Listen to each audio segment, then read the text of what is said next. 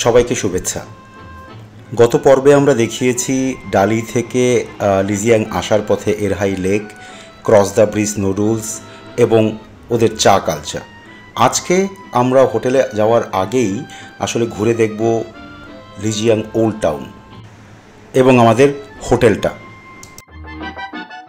আগামীকাল আমরা যাব লিজিয়াংয়ে Jade Dragon Snow Mountain, Blue Moon Valley এবং ব্ল্যাক ড্রাগন পুল। এগুলো এতটাই সুন্দর যে আসলে এক পর্বে এটাকে দেখাতে গেলে এটা বিশাল বড় একটা পর্ব হয়ে যাবে, তাই পরবর্তী পর্বেই আমরা তা দেখাবো। চলুন আজকে ঘুরে দেখি লিজিয়াং ওল্ড টাউন।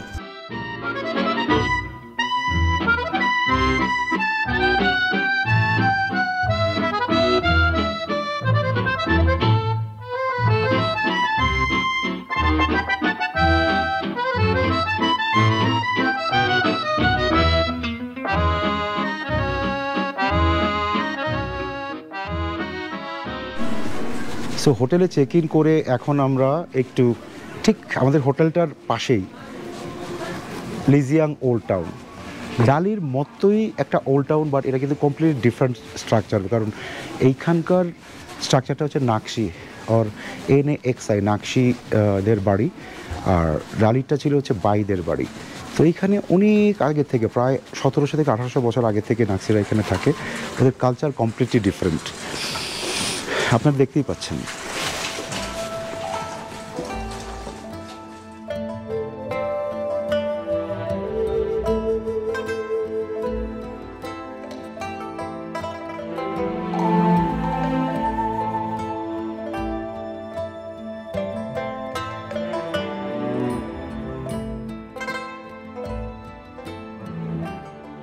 এখানকার রাস্তাগুলো হচ্ছে সব পাথর দিয়ে তৈরি করা, এবং এখানে কিন্তু রাস্তাগুলোর খুব মজার কিছু ব্যাপার আছে।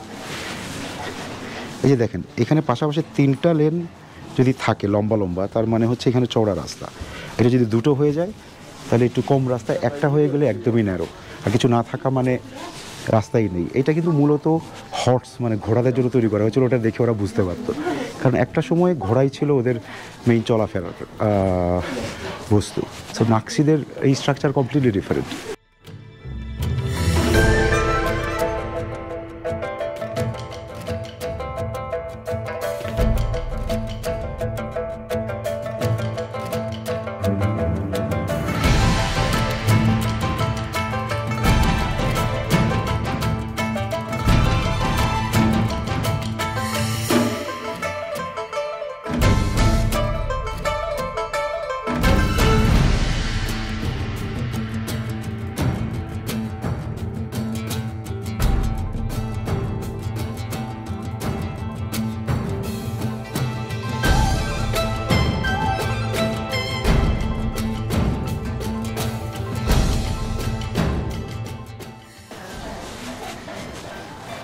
This is the Nashi pictographic characters. It's our writing.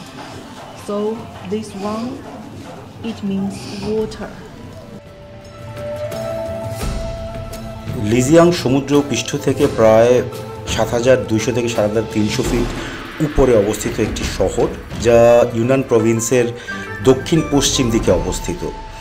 Ming ডাইনেস্টির সময়ে প্রায় 1000 বছর আগে এই শহরের গোড়াপত্তন হয় বলে ধারণা করা হয়, এবং এটা ছিল তখন একটা টি হর্স ক্যারাভ্যান ট্র্যাক, বা এখান থেকে চা নিয়ে যে ঘোড়াগুলো যেত তারই একটা ট্রেইলের মধ্যবর্তী জায়গায় অবস্থিত একটা শহর বলে ধারণা করা হয়।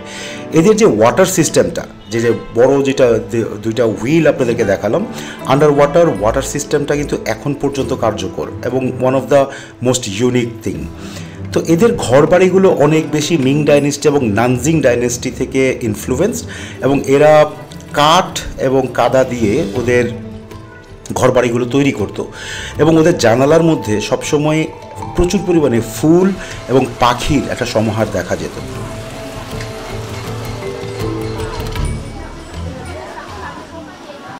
সো আমরা এখন একটা লোকাল মার্কেটের ভেতর দিয়ে হাঁটছি। অনেক হাজার বছরের পুরনো, এটা দেখলেই বোঝা যায়, অন্তত 1500-1600 বছর। বাই দ্য ওয়ে 2007 সাল থেকে এটা কিন্তু ইউনেস্কো কালচারাল হেরিটেজ হিসেবে কাউন্ট করা হয়। ইয়া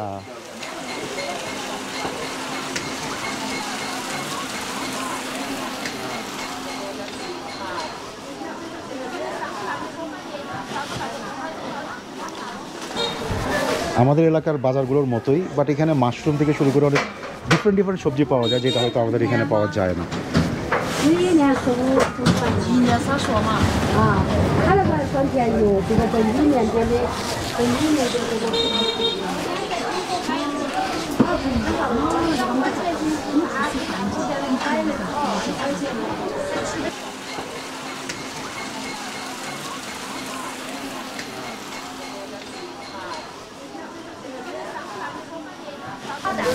যে জিনিসটা আমার সবচেয়ে ভালো লাগছে, ভেরি ক্লিন।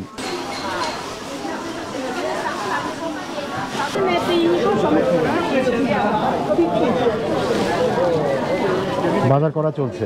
শোভা স্ট্রবেরি কিনে স্ট্রবেরি কিনতে আসছি, হাফ কিলো কিনলাম। দামটা কত যেন, চাইনিজ টাকায় হাফ কিলো 15 পড়েছে। এখন যেটা দেখলাম এটা আম, সাইজ দেখছেন এক একটা, বাপ রে বাপ, বাট খুবই মিষ্টি নাকি, খাই নাই, খেয়ে দেখবো।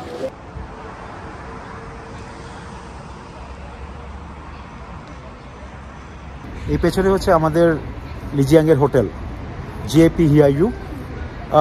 দারুণ হোটেলটা, ভাড়া পড়ছে অ্যারাউন্ড 6200 টাকা করে পার নাইট। তো বাকিটা ভিতরের রুমটা আমরা পুরোটা দেখাচ্ছি আপনাকে, চলুন।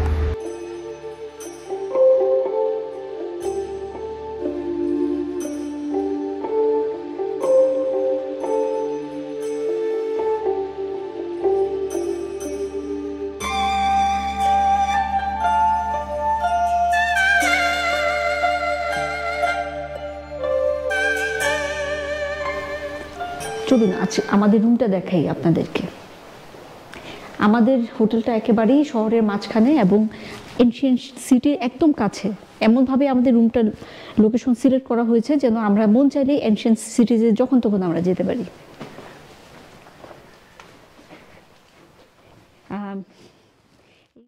রুমে ঢুকতেই এখানে একটা জায়গা আছে, এখানে সুন্দর মতো স্যান্ডেল ট্যান্ডেল জুতা এগুলো সব রাখা যাবে। এবং ঢুকতেই হাতে ডান দিকে ওয়াশরুম।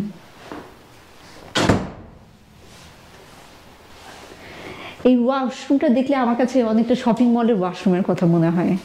ভেতরে এই পাশে আলাদা করে হচ্ছে আমাদের ঠিক ডালিতে যেরকম হোটেল ছিল ঠিক ওই ডালির হোটেলের মতো, হোটেল রুমের মতোই একই অবস্থা। আমাদের ওয়াশরুম এবং হচ্ছে শাওয়ার করার যে রুম দুইটা আলাদা। আর এখানে হচ্ছে আয়নাটা বিশাল বড়, আয়নাটা বিশাল বড় এবং সুন্দর। এখানে অনেক সময় নিয়ে সুন্দর মতো রেডি হওয়া যাবে।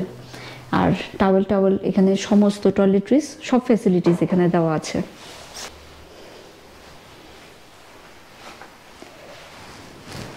এই পাশটাতে হচ্ছে কাপবোর্ড আছে, তো এই আমাদের লাগেজের জন্য একটু মেসি, বাট এখানে যথেষ্ট ড্রয়ার আছে, অনেক কিছু এবং এক্সট্রা অনেক কম্বল। এক্সট্রা কেউ যদি বেবি নিয়ে আসতে চায় তাহলে তার জন্য আলাদা যেন বেডিং করা যায় সেই জিনিসপত্র দেওয়া আছে।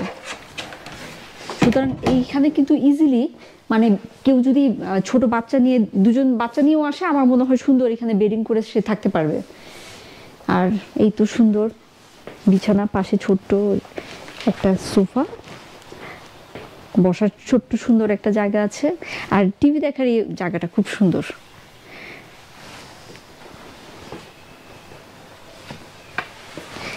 আর এখান থেকে একটু এনশিয়েন্ট সিটির ভিউ পাওয়া যায়, কিন্তু এই মুহূর্তে দেখাতে পারছি না আপনাদেরকে।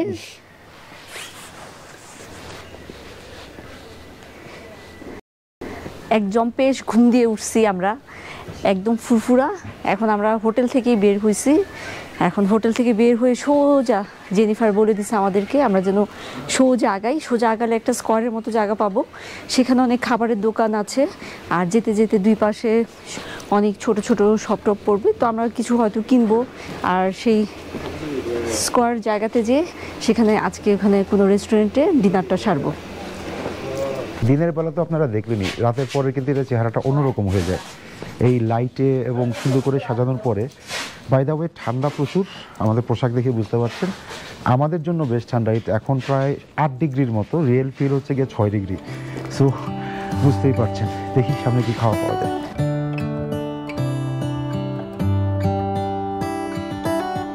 How come the stars come to shine when it's dark from so far away? Show us where we are. What makes the sun go to sleep every night? And what's it dreaming of? I wonder.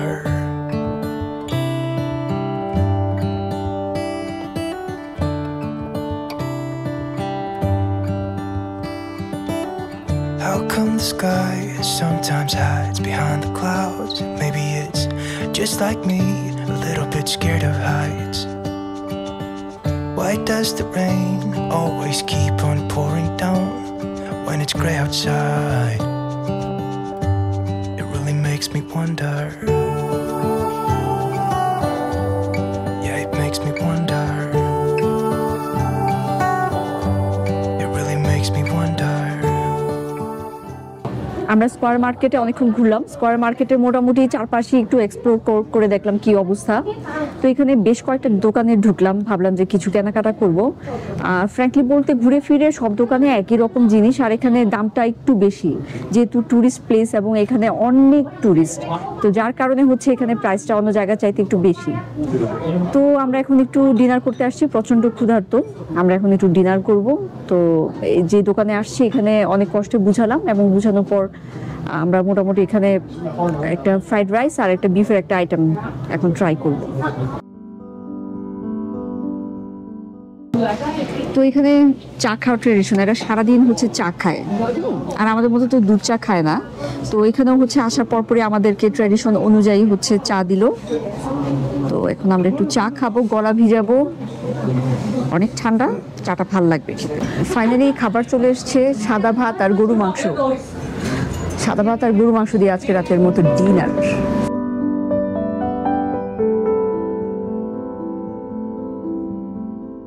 সাদা ভাত আর গরুর মাংস একই রকম, but এখন যে খিদা লাগছে ইচ্ছে না, একটু খাইতে হবে এই ছোট্ট বলটার মধ্যে, কিচ্ছু করে না।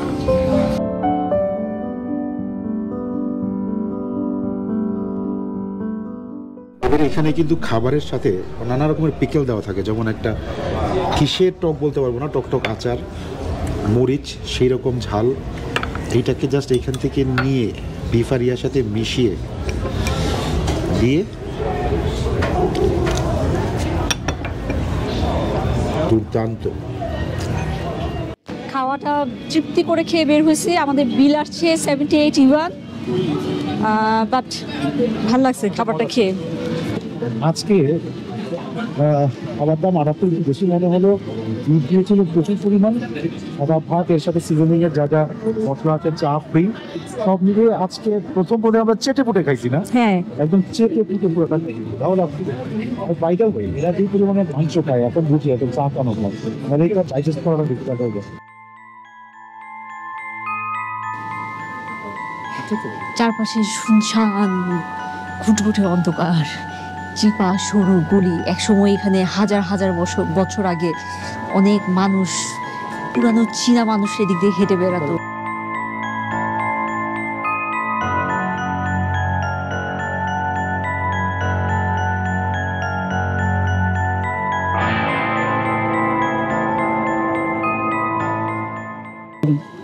হাজার বছর আগে এই রাস্তা দিয়ে কত মানুষজন হেঁটে বেরিয়েছে, মানে ভাবলে কিরকম লাগে। আজকে সেই রাস্তা দিয়ে আমরা হেঁটে যাচ্ছি, কাজ ছমছমের ব্যাপার আছে, কাজ ছমছমের ব্যাপার আছে। রাত যত বাড়বে এই রাস্তা দিয়ে এই গা ছমছমের অনুভূতি তত বেশি বাড়বে। এই গা ছমছমের অনুভূতি নিয়ে আমরা এখন ব্যাক করছি হোটেলের দিকে। রাতে এখন ঘুম, সকালে 8টায় বেরোবো আমরা, কালকে যাবো জেড মাউন্টেন, রাইট? ঠিক আছে, তাহলে আমরা আস্তে আস্তে আগাই যেন ভালোভাবে পৌঁছাই দেওয়া।